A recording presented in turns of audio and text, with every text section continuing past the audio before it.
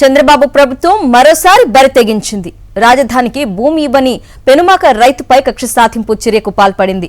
భూములిచ్చిన రైతులకు వెంకటరెడ్డి పొలంలో ప్లాట్లు కేటాయించింది. ఎలాంటి సమాచారం ఇవ్వకుండా అన్యాయంగా వెంకటరెడ్డికి చెందిన పొలంలో వేరే వాళ్లకు ప్లాట్లు కేటాయించారు. దీంతో తన పొలంలో వేరే వారికి ప్లాట్లు ఎలా కేటాయిస్తారని రైతు వెంకటరెడ్డి మండిపడుతున్నారు. అధికారులు సమాధానం చెప్పాలని డిమాండ్ చేస్తున్నారు. ప్రభుత్వం వెంటనే తనకు 15 కోట్ల రూపాయల నష్టపరిహారం ఇవ్వాలని డిమాండ్ చేస్తున్నారు.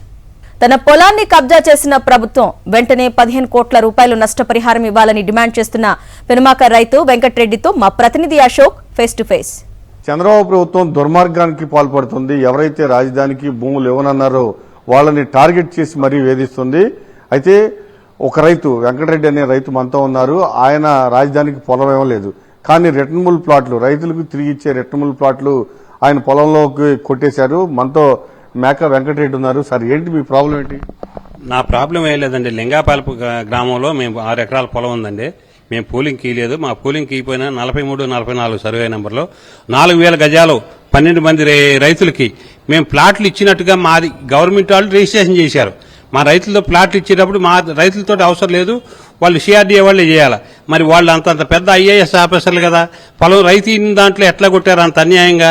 మరి వాళ్ళు అన్నేళ్లు కష్టపడి చదువుకుంది ఇదేనా వాళ్ళ యజ్ఞానతకి? వాళ్ళు అట్లా చేయొచ్చా ఐఏఎస్ ఆఫీసర్లు? మరి దానికి ఏం చెప్తారు జవాబుదారీతనం? నా 4300 గజం కొట్టారు. మళ్ళీ పైపెచ్చు నా పొలం ఇదిగో ఈ డాక్యుమెంట్ ఇచ్చారు, ఇవన్నీ కాగితాలు కూడా ఉన్నాయి.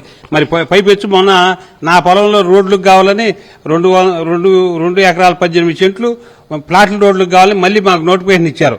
నా పొలం అయినప్పుడు ఇది నా పొలం అయినప్పుడు అది వాళ్ళ పొలం వాళ్ళు ఇచ్చారా? వాళ్ళు ఎందుకు ఇవ్వాల్సి వచ్చింది మా పొలంలో?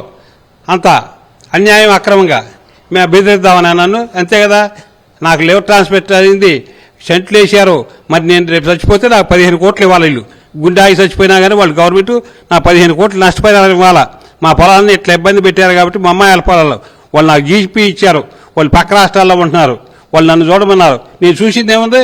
నా పొలం నాకు తెలియకుండా 2019, 2025, 24లో రిజిస్ట్రేషన్ చేశారు అన్ని గజాలు. మరి అంత అక్రమం ఎక్కడన్నా జరిగిద్దా రాష్ట్రంలో? మరి చంద్రబాబు నాయుడుకు తెలీదా? నారా లోకేష్కు తెలీదా? మరి నారాయణ గారికి తెలీదా? మరి ఏంటి దీనికి జవాబు? దీన్ని ఎలా చూస్తారు? రైతుల పొలాన్ని కబ్జా చేయటమే గవర్నమెంట్ కబ్జా చేయటం, అక్రమంగా కబ్జా చేయటం మామూలుగా కాదు. ఇది ఒక ఊళ్ళో తెలుగు నాలాంటి చదువుకున్నాడు చేసేంటే అది వేరే. ఒక ఐఏఎస్ ఆఫీసర్ ఉండి దీన్ని ఎట్లా చేశాడు? మా పొలాన్ని నా పొలం అయిందనుకున్నాడా, లేకపోతే మాకు వారసులా వాళ్ళు చేయటానికి? దానికి జవాబు చెప్పాలా నాకు. ఖచ్చితంగా ఈ ప్లాట్లు కొట్టారంటున్నారు. వాటి దగ్గర మీ దగ్గర ఆధారాలు ఉన్నాయా? ఇగో డాక్యుమెంట్ ఉన్నాయి, వాళ్ళు ఇచ్చినవి ఉన్నాయి కాగితాలు ఇవన్నీ. ఇదిగో వాళ్ళు ఇచ్చినవి ఇవన్నీ నేను ఆ సమాచార చట్టం కింద పెట్టుకుని వాళ్ళ దగ్గర తీసుకున్నాను. నా దగ్గర ఉండే ఇవన్నీ రుజువులు. ఇప్పుడు సాక్షి వాళ్ళకి ఇస్తున్నా ఈ రుజువులన్నీ. మొత్తం ఎన్ని ప్లాట్లు కొట్టారు మీ పొలంలో? 12 మందికి కొట్టారు. 4300 గజాలు సుమారు చెప్తున్నా, అటు ఇటు ఉండొచ్చు. థర్డ్ పార్టీ వాళ్ళకి అమ్మినట్టు కూడా తెలుస్తోంది. ఉప్పులాట అమ్మారంట. నాకు ఒక అబ్బాయి చదువుకుని ఇప్పుడు చెప్పాడు. నేనైతే చదువుకోలేదు, నేను చిన్నప్పటి నుంచి కూడా ఏం చదవలేదు. నేను ఏది అవసరమైనా వీళ్ళు చదువుకున్న వాళ్ళ దగ్గరికి వెళ్తాను, ఒక కాగితం తెప్పించుకుంటా, చూసుకుంటాను. మా అమ్మాయి వాళ్ళు చదువుకున్నారు కానీ వాళ్ళేం మా దగ్గర లేరు. మరి ఇప్పుడు మీ పరిస్థితి ఏంటి? నా పరిస్థితి ఏముంది? నేను ఇప్పుడు చచ్చిపోతే ఆ పొలాన్ని చూసేది ఎవరు? నాకు గుండె జబ్బు ఇవన్నీ ఉన్నాయి కాబట్టి నాకు నష్టపరిహారం 15 కోట్లు ఇవ్వాలి గవర్నమెంట్. ఇప్పుడు పొలం మీద ఆధీనంలోనే ఉందా? పొలం నా ఆధీనంలో నేను అత్తి తోటలు పండించుకున్నాను. నా దగ్గరకు వచ్చి అడిగినా లేరు కదా. ఈ పొలంలో నేను ప్లాట్ కొట్టారు, నాకు తెలిసేది కదా. నేను ఎప్పుడు 4-3 నెలలు చెప్తే వచ్చింది. ఇది ఎంతో కష్టపడితే ఈ కాగితాలన్నీ నా దగ్గరకు వచ్చినాయి. అది మొత్తం 12 ప్లాట్లు కొట్టారు. 12 ప్లాట్లు కొట్టారు. 6 ఎకరాల పొలం మాది. అది మా అమ్మాయిలకు నేను గిఫ్ట్ గా రాశాను, నేను కొనుక్కొని. ఇద్దరు అమ్మాయిలకి. మరి మీరు ఏమైనా న్యాయ పోరాటం చేయబోతున్నా కోర్టులో. దీన్ని బట్టి కొనుక్కునే వాళ్ళకి ఏం చెప్తారు మీరు? మీరు కొనుక్కునే వాళ్ళు అసలు ఎట్లా కొనుక్కున్నారు? వాళ్ళు కొనుక్కుంటాం అంటే ఇక్కడ ఒకటి జరుగుతుందండి. గవర్నమెంట్ మా దగ్గర రైతుల దగ్గర పూలింగ్ తీసుకుని వాళ్ళు రిజిస్ట్రేషన్ చేస్తున్నారు. ఆ విధంగా వాళ్ళు చేర్చుకుని ఉండొచ్చు. వాళ్ళకి తెలుసో తెలియదో కూడా నాకు తెలియదు. ఎందుకంటే గవర్నమెంట్ మా దగ్గర తీసుకున్నాక రైతుతో పని లేకుండా వాళ్ళు చేస్తున్నారు డైరెక్ట్ గా. ఆ భావనలో వాళ్ళు చేర్చుకున్నారు. మరి వాళ్ళు కూడా తెలుసుకొని దీన్ని రద్దు చేసుకోవాల్సిందిగా కోరుతున్నాను. కానీ మీ పొలం మాత్రం ఇవ్వకుండానే కొట్టేసింది. మా పొలం ఇవ్వకుండానే, అయ్యో ఈ లేదు ఈ రోజుకి ఇస్తే మళ్ళీ నాది భూసేకరణకి ఎందుకు వస్తాడు? 2 ఎకరాల 18 సెంట్లు భూసేకరణ కావాలని అడుగుతున్నాడు కదా. మొత్తం 6 ఎకరాల్లో 2 ఎకరాల 18 సెంట్లు ఇప్పుడు భూసేకరణ కావాలని నాకు నోటిఫికేషన్ ఇచ్చాడు. అది కాకుండా గ్రీనరీకి అని మరి హాస్పిటల్ అక్కడ ఏదో స్థలం కావాలని మళ్ళీ 1 ఎకరానికి మొత్తం 3 ఎకరాల 18 సెంట్లు అడుగుతున్నాడు. నాకు 2 ఎకరాల 82 సెంటే ఉంది అక్కడ. దాంట్లో అది మేము పొలం ఇవ్వకపోతే అసలు ఏ రకంగా వేధిస్తుంది గవర్నమెంట్? ఎట్లా సొందుంటే అట్లా మరి నన్ను భయపెట్టినట్టే ఇప్పుడు నేను దీంతో పడి ఇప్పుడు నాది 16 ఎకరాలు ఉంది, నేను ఇస్తానుగా.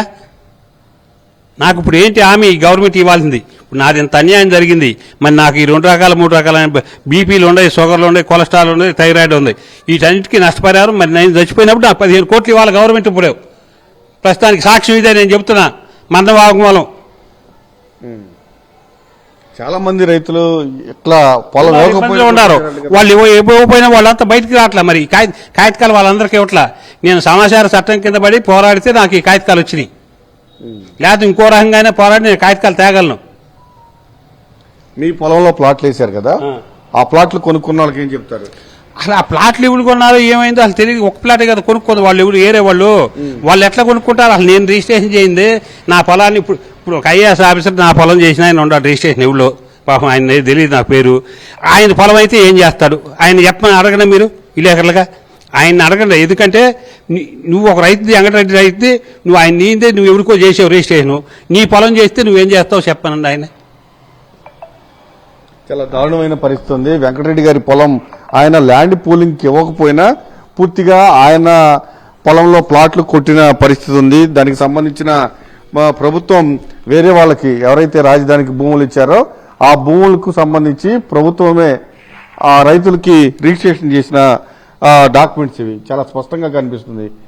రైతు వెంకటరెడ్డి అదే చెప్తున్నారు, నేను నా పొలాన్ని రాజధానికి ఇవ్వలేదు, కానీ వేరే రైతులు రాజధానికి పొలం ఇచ్చారు, వాళ్ళకి ఇచ్చే రిటర్నబుల్ ప్లాట్లు ప్రభుత్వం నా పొలంలో ప్లాట్లు కేటాయించి దానికి సంబంధించిన రిజిస్ట్రేషన్ కూడా చేసేసింది. ఇది అత్యంత దారుణం, ఇది దుర్మార్గం. ఒక విధంగా చెప్పాలంటే ప్రభుత్వం కబ్జా చేసి తమను వేధిస్తుందని కూడా చెప్తున్నారు. ఖచ్చితంగా న్యాయ పోరాటం చేస్తామని కూడా చెప్తూ ఉన్నారు. కెమెరామెన్ నవీన్తో అశోక్, సాక్షి టీవీ, పెనుమాక.